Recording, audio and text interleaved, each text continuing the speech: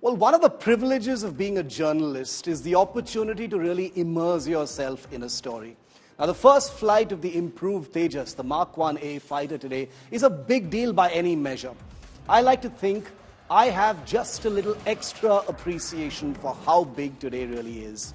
And that's because in 2019, I was invited to fly in a Tejas in the very same airspace that today's milestone flight took place.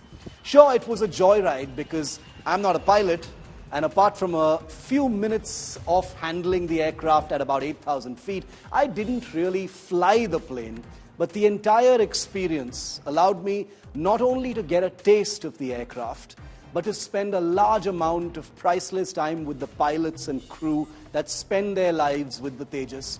These are people who've spent their careers flying foreign origin fighters, but now gladly throw their weight behind India's homegrown combat aircraft. Today's first flight of the improved Tejas Mark 1A comes 12 days after the first ever crash of a Tejas. The first accident in 23 years of flight and 8 years of squadron service. Those are super enviable safety numbers and something the Tejas community is rightfully very proud of.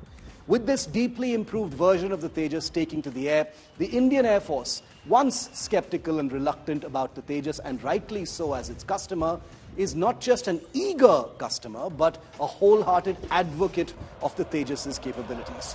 I speak to Tejas pilots very often, and they're very excited about this plane that they love now arriving with a slew of improvements that make it even more effective than it already is, and becomes much more friendly to maintenance staff and mechanics. Let's not forget the amazing community of non-pilots who keep these beautiful jets in shipshape for flight and combat duties.